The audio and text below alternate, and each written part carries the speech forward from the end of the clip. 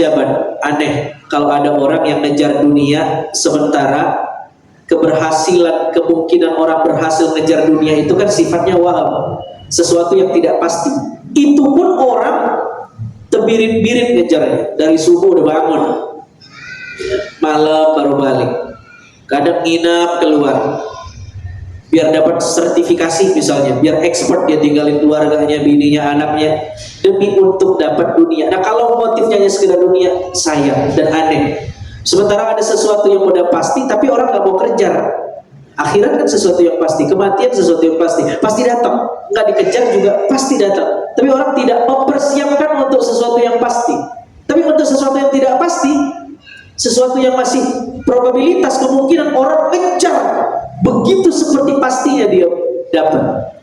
Tapi untuk yang pasti, katakanlah kematian, orang nggak mempersiapkan, padahal pasti datang. Kainul Hidayah tadi punya program apa tuh? Distribusi kafan. Wah, cakep tuh Pak tuh. Distribusi kafan ke masjid-masjid.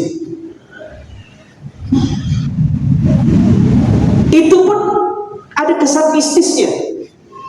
Saya waktu punya ide itu juga di komplek, ada yang agak keberatan komen, Ustaz, ntar kalau kita nyimpen ngasih ke jamaah, ntar orang takut katanya. Orang takut nyimpen. Coba untuk sesuatu yang pasti orang takut, padahal pasti itu. Tapi untuk sesuatu yang nggak pasti, orang justru nggak takut. Nyicil sampai 15 tahun, sampai rumah lunas. Apa dia pasti bisa menikmati yang dia cicil? Di sini kata ulama dinasihatin di sini, ya apa kata mereka di sini itu? Kam amirin daran liyaskuna zillaha sakanal qubura wa darahu lan yaskuna.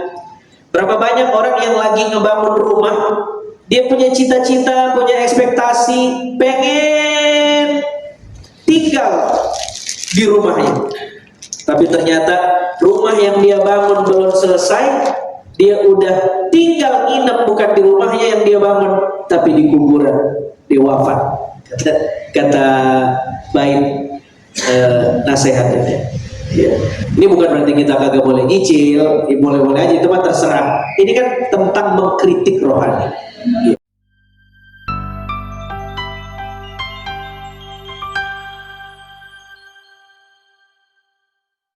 Waalaikumsalam. Alhamdulillahirabbil alamin. Allahumma shalli ala sayyidina Muhammad wa ala ali sayyidina Muhammad. Allahumma faqihna fid din wa 'allimna at-ta'wil. Allahumma ij'al mimma ta'allamna hujjatan lana wa la hujjatan 'alaina bi rahmatika ya arhamar rahimin. Amin ya rabbal alamin. Apa kabar jamaah sekalian, sehat? Alhamdulillah. Ini adalah pertemuan perdana setelah kita berpisah sementara Ramadan kemarin. Ini iftitahan pertamanya nih. Kita mulai lagi kajian lepas kerja. Nah khusus di Jumat kedua saya ke satu ya, kadang ke satu kadang kedua antara itu. Dars yang saya bahas adalah kitab Hikam Al-Haddad, genrenya bicara tentang akhlak, taksis ar-ruhani, membangun cara pandang spiritualitas, membangun rohani, genrenya itu. Nah kita masuk ke quote yang ke-15, hikmah yang ke-15. Ila hadratin Nabi Mustafa Muhammadin sallallahu alaihi wasallam wa ala alihi wa ashabihi wa zurriyyatihi thumma ila jami' masyayikhina wa abaina wa ummatina wa ila jami' ulama'il 'amilin wal awliya wa syuhada was salihin wa nakhussu khususan khassatan li ruhil muallif hadzal kitab al-Fatihah.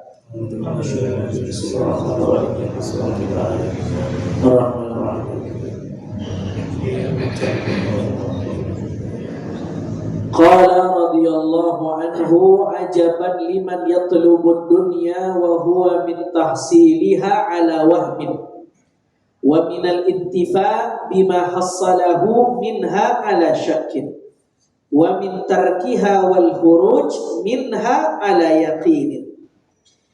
Hikmah yang ke-15 ini temanya masih bicara tentang dunia. Tentang dunia.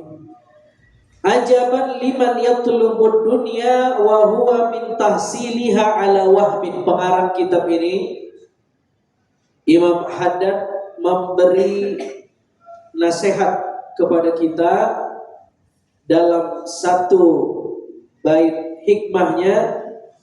Beliau mengatakan ajaban, sungguh aneh. Siapa yang aneh? Liman yatlubud dunya wa huwa min tahsiliha ala wahmin. Jika ada orang yang mengejar dunia dan dia mengharap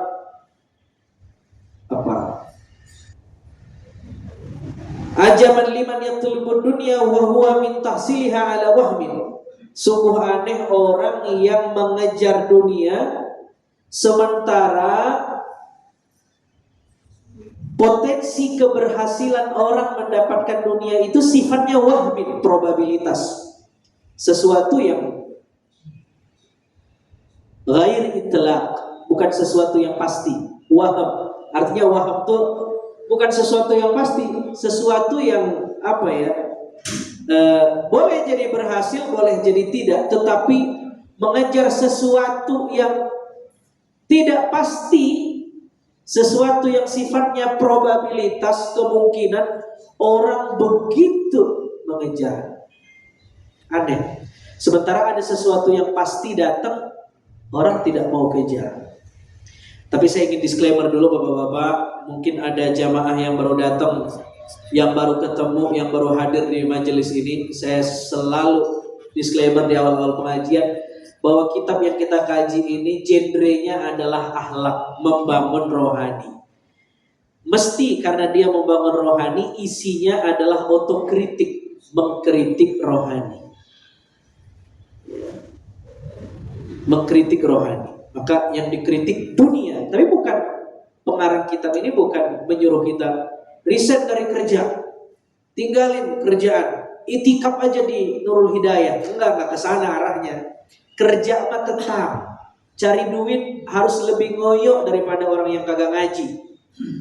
Tetapi orientasi nyari duitnya yang sedang dibangun oleh hikmah ini, bahwa dunia tidak haram, yang salah itu duniawi. Dunia makhluk Allah juga. Kata Nabi mengatakan, sebaik-baik harta adalah harta yang dipegang oleh orang yang baik. Lil mar'is salih, kata Nabi. Sebaik-baik harta adalah harta yang digenggam sama orang baik. Coba kalau hartanya atau dunia digenggam sama orang yang kagak baik. Jadi yang kita ceritain tuh Epstein, orang kaya apa tuh? Kanibal, pedofil, disorientasi seksual. Begitu kalau dunia dipegang sama orang yang kagak baik. Jadi orang baik kudu berduit. Tapi apa yang sedang dikritik oleh hikmah ini? Yang dikritik adalah jika tujuan, trigger, grand why, motif orang mencari dunia hanya sekedar dunia, mestinya dunia dibawa ya fisabilillah, di jalan Allah Subhanahu wa taala. Dan apa makna dunia bagi para ulama akhlak? Mereka mengatakan dunia itu artinya adalah masiwallah, semua selain Allah namanya dunia. Itu definisinya. Kita kan nganggap dunia itu bangunan yang mewah, bangunan yang megah, deposito yang banyak. Bukan, maksudnya bukan salah, tapi bukan cuma itu. Dunia adalah masiwallah, semua selain Allah. Artinya jika kita melakukan sesuatu apapun, jika motifnya bukan untuk Allah, ya sebenarnya kita sedang berjalan menuju dunia, bukan menuju Allah. Meskipun kelihatannya kita sedang berada di majelis akhirat.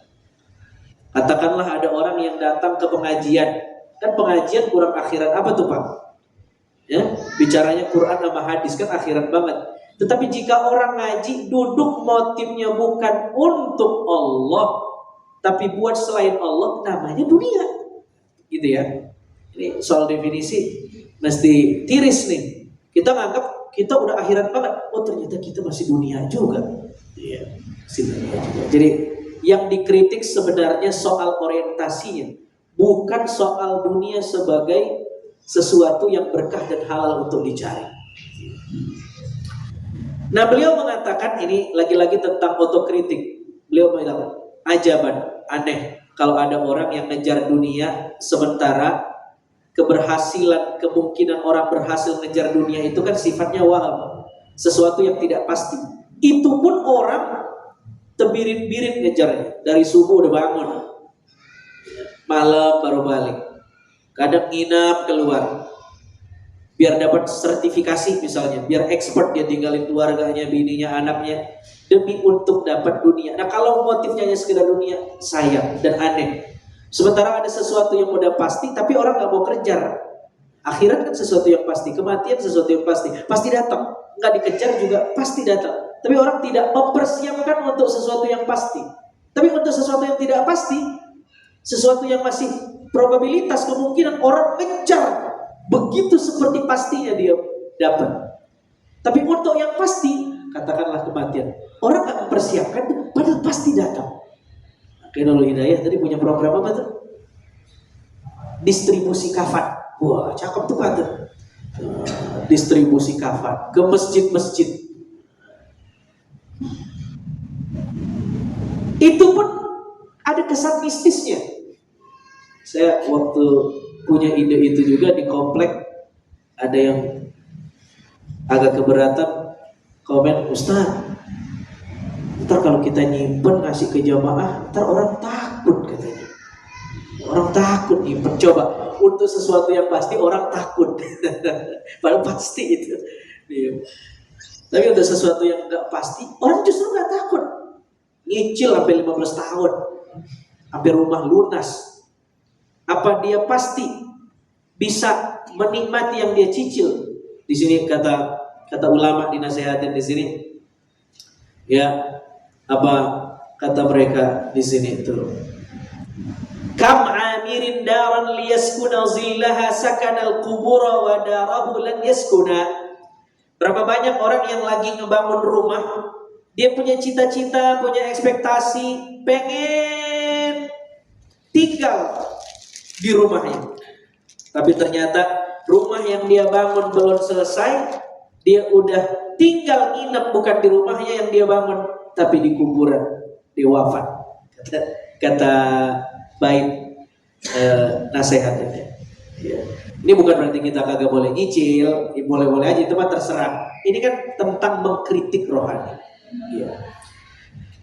Masya Allah, tabarakallah. Ya. Ajaban liman yatlubud dunya wa huwa min tahsiliha ala wahmin. Ya, padahal dunia itu sifatnya waham, sesuatu yang tidak pasti. Orang mengejar sesuatu yang kagak pasti sampai sebegitunya. Sampai ngantri, sampai desak-desakan, sampai perang. Perang gara-gara apa emang? Ya. Minyak. Gara-gara dunia, ya kan? Coba yang kagak ada minyaknya, nggak diperangin. Wa minal intifa bima hassalahu minha ala syakkin. Dan aneh, orang yang ingin katakanlah dia berhasil, dia dapat dunia, itu pun masih aneh kata para ulama, karena belum tentu dunia yang ada di tangannya dia bisa manfaatin dunia tadi. Wa minal intifa bima hassalahu minha ala syakkin. Karena orang begitu dapat dunia, itu juga masih syak, masih belum pasti, masih ragu-ragu. Dia bisa manfaatin apa kagak? Berapa banyak kita punya rezeki, beli makanan, ya kita makan tuh, belum nyangkut ke perut kita, masih di tenggorokan, kita kesedap muntah. Bukan rezeki kita tuh Pak tuh. Yang muntah itu bukan rezeki kita. Dia baru disebut rezeki begitu menjadi pakaian, melekat di tubuh kita, masuk ke perut kita, itulah rezeki kita. Yang kita tabung belum rezeki kita. Boleh jadi rezeki orang nitip ke kita, lewatnya deposito kita. Itu belum rezeki kita. Kita nabung capek-capek, mati Pak. Ya, mati. Jadi rezeki siapa? Ahli waris. Jadi rezeki ahli waris. Rezeki kita udah sampai hari itu aja. Nah, itu jadi Yang cocok nih ngaji kitab akhlak begini di momen kajian lepas kerja. Udah penat nyari, begitu pulang singgah di Nurul Hidayah, mestinya ada part yang kosong buat kita reflektif, buat kita kontemplatif, buat kita merenung. Oh, ada satu part yang mungkin perlu diisi untuk mengayakan, merejuvenasi, meremajakan rohani kita. Ya, tajdidur rohani di tengah hiruk pikuk ibu kota. Wa min tarkiha wal khuruj minha ala yaqin. Dan aneh buat orang yang begitunya ngejar dunia, padahal meninggalkan dunia itu sesuatu yang pasti, kata beliau itu. Baru kita omongin. Jadi ngedapetinnya belum tentu, manfaatin dunia yang kita punya belum pasti, ninggalin dunia itu sesuatu yang pasti. Tapi kita nggak nyiapin yang pastinya, kita justru prepare, siap-siap buat sesuatu yang nggak pasti tadi. Ya. Alangkah baiknya kita begitu semangat ngejar dunianya, tapi di saat yang sama kita juga mempersiapkan untuk sesuatu yang pasti, yaitu apa? Meninggalkan dunia ini. Itu sesuatu yang pasti. Tidak ada orang yang tidak wafat, sehebat apapun dia di panggung dunia ini. Ya, sekuat apapun dia, mati juga pada akhirnya. Seeksis apapun dia di dunia ini, mati juga pada akhirnya. Semua kita mati, semua kita mati.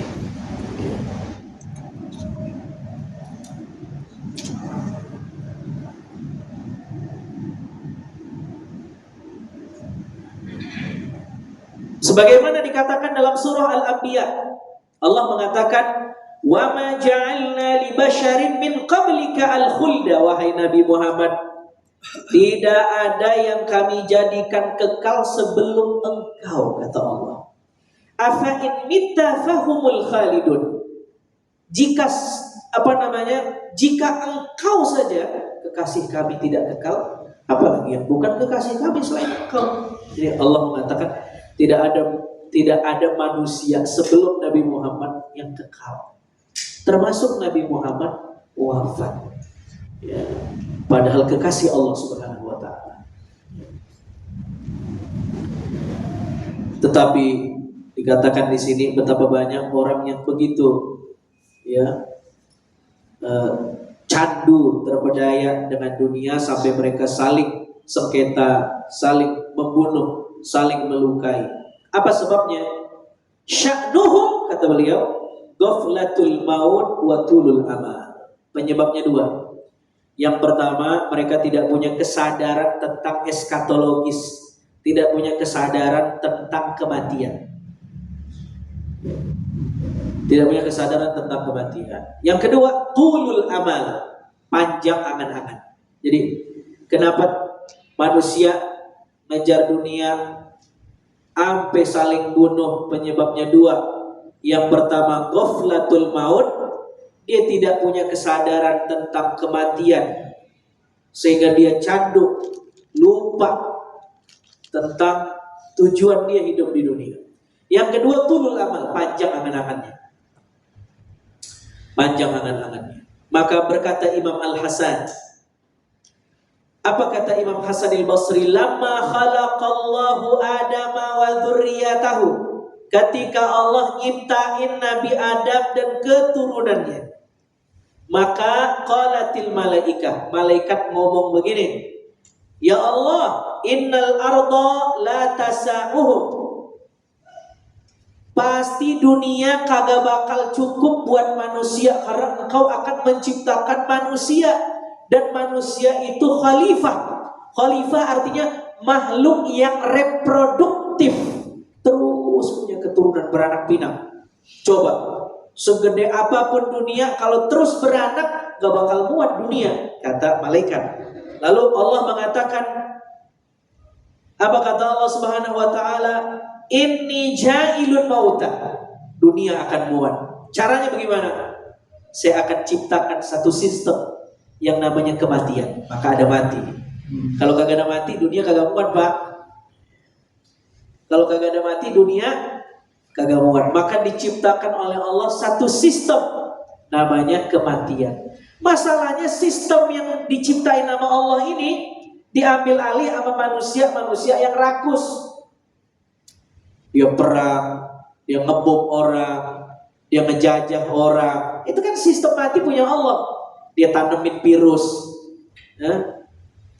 Dia yang buat, dia yang punya obatnya, dia yang tahan, dia yang suruh macam-macam.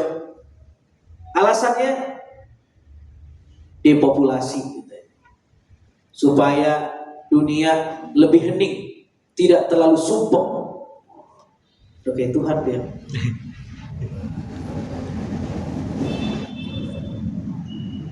Allah menciptakan kematian. Lalu malaikat bilang, ya Allah, oke dah. Kalau engkau menciptakan kematian, idan la yuhanni'uhumul aish, maka mereka manusia tidak akan pernah tentram hidupnya. Karena engkau menciptakan kematian, pasti mereka jadi kepikiran, mereka jadi ketakutan, mereka gelisah, mereka dihantui oleh ketakutan karena kematian akan datang. Masuk akal juga jawaban malaikat. Lalu apa kata Allah? Apa jawaban Allah? Inni ja'ilun amalan. Tidak. Kematian memang kuciptakan jadi satu sistem agar bumi muat dihuni oleh manusia. Tapi memang kematian berpotensi membuat manusia cemas dan tidak tenang. Tetapi rasa cemas dan tidak tenang itu bisa dikanter, bisa diobati. Caranya bagaimana? Inni ja'ilun amalan. Allah menciptakan satu potensi dalam diri manusia, semacam ada chip untuk apa? Berangan-angan. Jadi kita punya angan-angan, kita punya cita-cita, kita punya hayalan, kita punya target. Itulah yang membuat kita produktif jika dosisnya tepat. Jadi angan-angan, cita-cita, mimpi, harapan, jika dosisnya benar, itulah yang membuat manusia produktif. Tapi jika dosisnya berlebih, orang jadi hubbud dunia wa karahiyatul maut. Dia jadi hamba duniawi, tetapi kemudian jadi takut mati, lupa tujuan hidupnya. Jadi apakah orang tidak boleh berangan-angan? Jangan. Kalau kita nggak punya angan-angan, nggak punya mimpi, nggak punya harapan, ya nggak akan produktif. Makanya yang dikritik oleh hadis itu kan, atau riwayat itu tulul amal, panjang angan-angan. Kalau nggak panjang kan boleh. Yang dikritik tuh panjang, artinya dosisnya berlebih, kagak ada orientasi akhiratnya. Pokoknya kalau DKM Masjid datang ke rumah dia, Pak Haji, kami mau buat PHBI ini, maulidan, ini proposalnya. Proposal mulu. Wah, pokoknya kalau masalah akhirat, masa bodoh dia. Begitu panitia akamsi datang ke rumahnya, Pak Haji, ini mau 17 Agustusan, kami mengundang biduan. Oh, saya ada linknya ini, kontaknya. Mau saya telepon enggak? Oh, dia paling pintar babnya. Jadi kagak ada orientasi akhiratnya dia. Itu yang dikritik tuh yang begitu. Kalau dia punya dunia tapi dia on the track, wah, itu dipuji oleh agama. Masya Allah, tabarakallah. Dengan potensi dunianya, ya, dia menghidupkan agama. Masya Allah, tabarakallah. Jadi begitu, angan-angan jika dosisnya tepat, dia membuat kita produktif, maka lahirlah harapan, mimpi, target. Tapi begitu kelebihan dosis, orang jadi lupa, lalai dengan itu. Itulah makanya ada ayat alhaakumut takatsur. Alha yulhi ilhaan, artinya lalai, ya.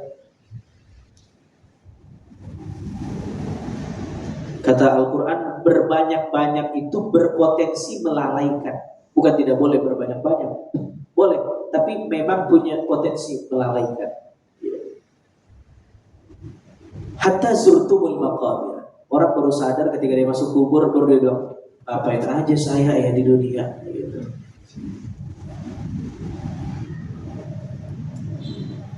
Masya Allah, ya.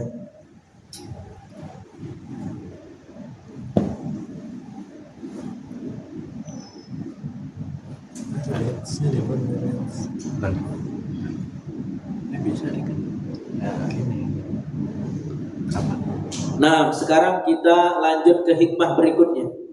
Isya berapa jam lagi nih Pak? 16 ya? Kurang lebih dah. Ya. Kita lanjutkan lagi hikmah yang ke-16 dari kitab ini. Qala radhiyallahu anhu, nah, man ta'awwada naqdal azaib hila bainah wa bainal ghanaim. Man, barang siapa ta'awwada, yang punya kebiasaan naqdal azaim, ngebatalin tekad yang baik, ngebatalin target yang positif, ngebatalin himmah yang sahih, ngebatalin himmah atau keinginan atau cita-cita yang positif. Azaim itu jamak dari kata azam, keinginan yang kencang. Fa idza azabtu fatawakkal 'ala Allah. Kalau saya sudah punya azam yang kuat, tawakal Allah. Nah, orang yang punya kebiasaan, dia punya rencana, udah positif, tapi dibatalin sama dia. Ntar lagi dah, besok lagi dah, ya besok aja dah, masih muda ini. Naqdul azaim namanya. Maka orang yang kayak begini, hila bainahu wa bainal ghanaim, maka dia akan terhalang dari ghanaim. Ghanaim ini apa ya? Kambing. Tapi sebenarnya yang dimaksud di sini bukan kambing, tapi karunia dari Allah.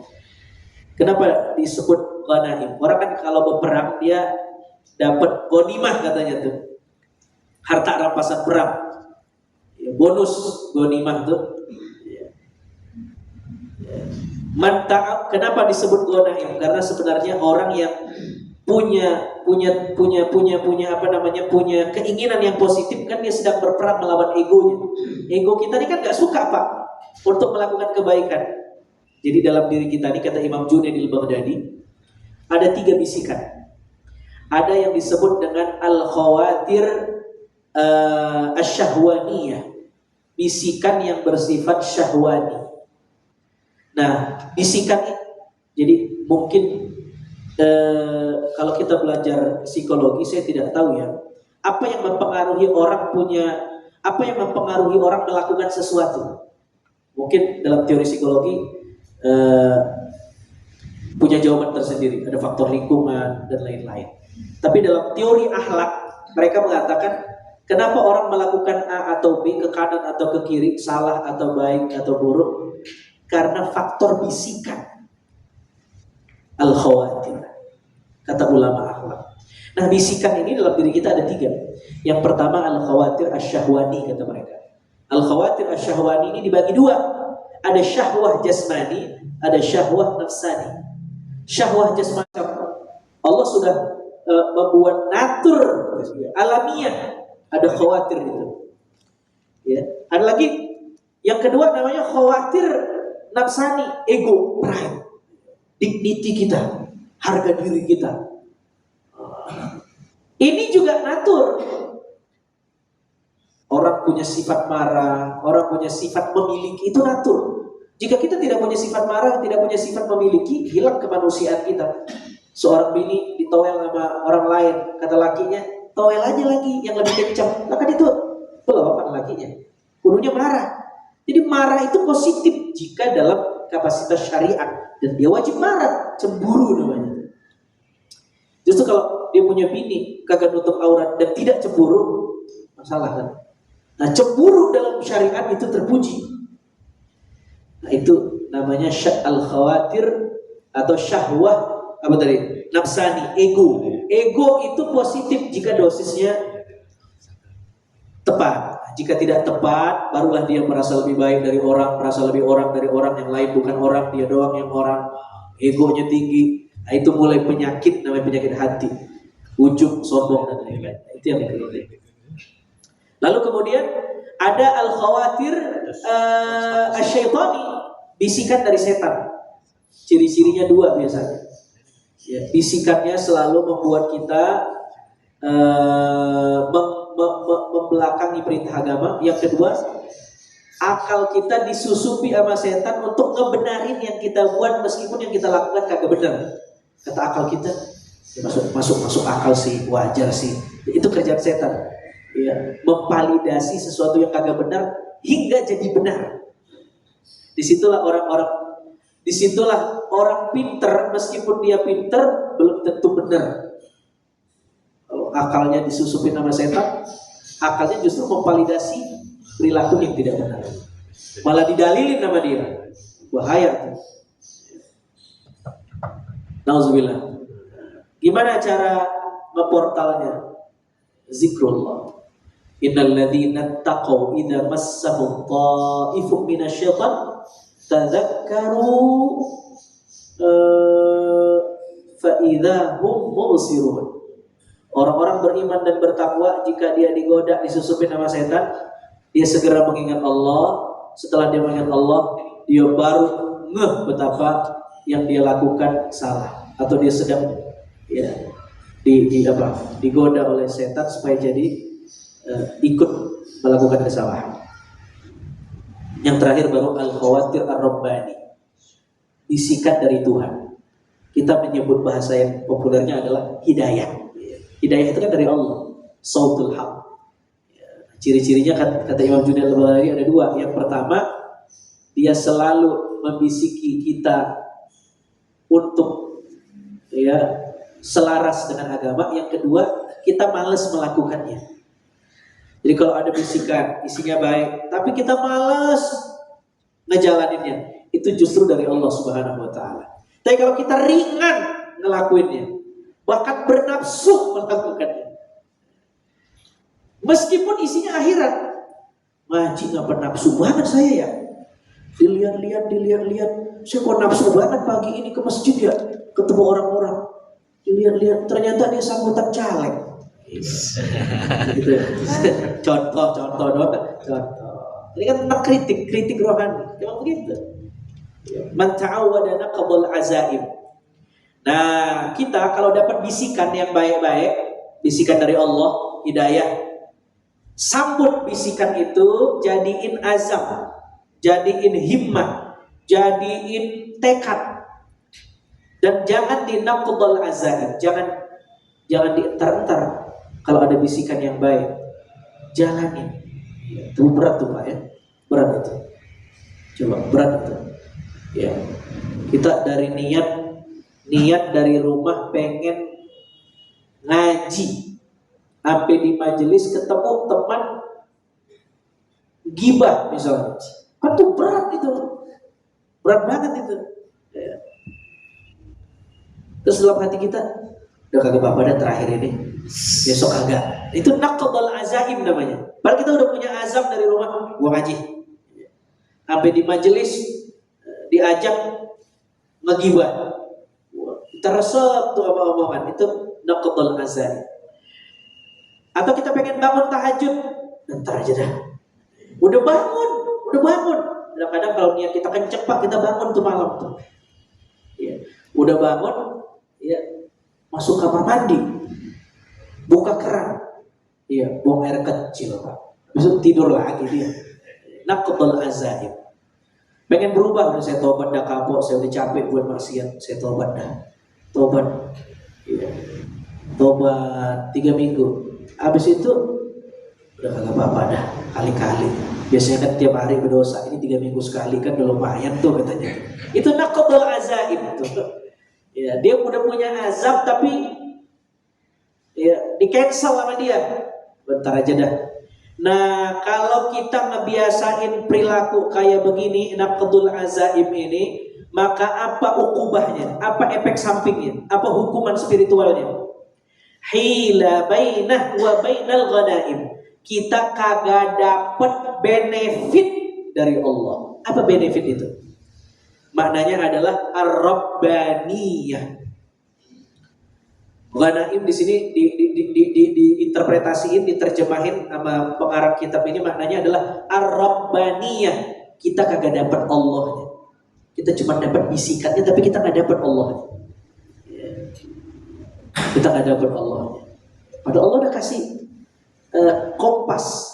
Sini lurus, belok kanan, ya, lurus lagi, mentok nyampe di situ tuh. Di situ kalau kamu mau dapat berkahnya saya di situ. Ya di tengah jalan, ntar aja dah. Kita nggak dapat ar-rabbaniyah. Padahal Al-Quran bilang kunu rabbaniyin katanya. Jadilah orang-orang rabbani. Apa rabbani? Orang yang melakukan sesuatu untuk Allah. Dan jika orang melakukannya untuk Allah, dia akan dapat Allah. Bagaimana maksud mendapatkan Allah itu? Apa maksudnya? Maksudnya adalah ketika dia melakukan sesuatu untuk Allah, dia mendapatkan Allahnya. Maksudnya apa? Bertambah cintanya untuk Allah, bertambah sensitivitasnya tentang Allah, bertambah awarenessnya tentang Allah, bertambah kesadarannya tentang Allah. Itu maksudnya dapat Allahnya. Ya. Bukan tiba-tiba jadi keramat, bukan. Itu mahalu itu. Ya. Dia ibadah, dia menikmati ibadahnya, dia meresapi ibadahnya. Dia beribadah bukan untuk apa-apa dan bukan untuk siapa-siapa itu dan itu nggak bisa dibuat-buat. Itu minnah minallah, itu anugerah dari Allah. Kenapa ada dua orang yang sholat tapi punya feel yang berbeda-beda? Ya karena yang satu dapat, yang satu nggak dapat. Nah untuk mendapatkan itu syaratnya naqdul, kita nggak boleh naqdul azaim, tidak boleh mengcancel niat yang baik. Maka Al-Quran mengatakan wala tattabi'u khutuwatis syayatin. Jangan ngikutin langkah setan. Ungkapannya jamak lagi, khutuwat. Al-Quran tidak mengatakan jangan ikutin langkah setan, tapi jangan ikutin langkah-langkah. Berarti langkahnya banyak apa dikit? Banyak. Kenapa disebut dalam bentuk plural, jamak? Tidak disebut dalam bentuk singular. Kenapa disebut dalam bentuk jamak, langkah-langkah? Karena sekali kita naqdul azaim, sekali kita mengcancel niat baik dan kita melipir ke langkah setan punya langkah yang lain supaya kita ikut langkah berikutnya. Ya, hebat setan. Sampai para ulama menasihati kita, ya, di antara strategi setan katanya menggoda orang itu adalah dia menyuruh kita untuk melakukan satu kebaikan agar kita berpotensi terjerumus pada 1000 keburukan. Jadi disuruh buat baik dulu. Kita disuruh, udah ente ke masjid dah, tobat hari ini. Setelah ke masjid, setan ngegoda lagi. Kayaknya ente doang yang sholatnya paling khusyuk, yang lain kagak ada khusyuk-khusyuknya. Timbul ujung, kan udah dosa. Dia nggak suruh nggak sholat, dia nyuruh sholat, tapi dia nyuruh riya dalam sholat. Kan kena di situ. Si setan pintar ya. Setan dasar. Udah berapa menit lagi nih? Masya Allah, tabarakallah ya. Man ta'awwada naqdal azaim hila bainahu wa bainal ghanaim. Nah, apa obatnya supaya kita tidak naqdul azaim, tidak mengcancel niat yang baik? Yaitu caranya adalah mura'atul waqt, disiplin dengan waktu, menjaga sakralitas waktu. Di sini dikatakan ya nasihat para ulama tentang waktu banyak sekali. Waktu itu kasaif, waktu itu seperti pedang. Jika bukan kita yang memotongnya, maka waktu yang akan memotong kita. Apa kata seorang penyair? Andai saja masa muda ada di marketplace. Dia nggak begitu ngomongnya, dia mau ngomong saya doang. Dia bilang, andai saja masa muda dijual katanya. Andai aja masa muda ada di marketplace bisa dibeli, kurir datang, dia bilang saya pasti membelinya. Tapi masalahnya masa muda tidak bisa datang, masa yang lalu tidak bisa kembali. Waktu itu seperti es batu yang sudah mencair, udah habis. Kata Ibnu Mas'ud radhiyallahu taala anhu memotivasi, aku benar-benar membenci orang yang pengangguran katanya. Ini menunjukkan ulama kagak nyuruh ke akhirat bukan berarti resign dari kerja, bukan. Justru kata Ibnu Mas'ud, aku benci dengan orang yang pengangguran, tidak sibuk dalam urusan dunia dan akhirat katanya.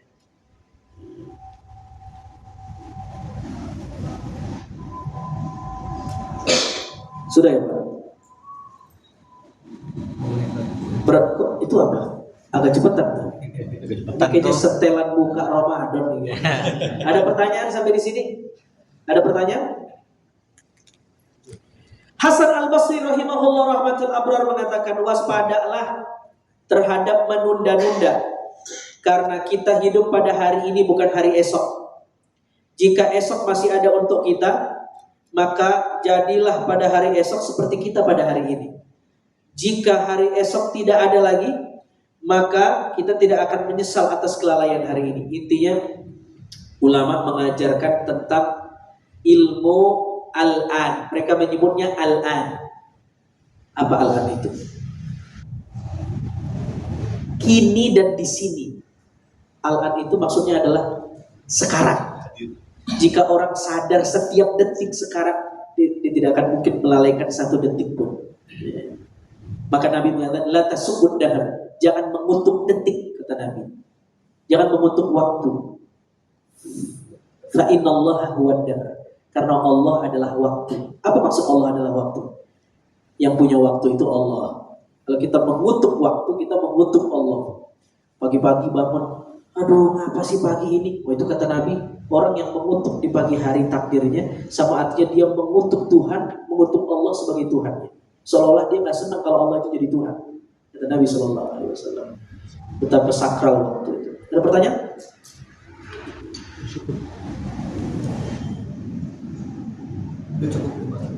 Cukup? Udah isya ya? Mudah-mudahan dua hikmah ini ya mampu meremajakan rasa spiritualitas kita, mengembalikan kita pada kesadaran yang paling esensial, di mana kita hidup di dunia ini melakukan apapun tetapi tidak lepas dari orientasi akhirat. Aku qouli hadza wa astaghfirullah li wa lakum wa lisairil muslimina wal muslimat wal mu'minina wal mu'minat wa fawzal mustaghfirin wa najatan taibin walhamdulillahi rabbil alamin. Assalamualaikum warahmatullahi wabarakatuh.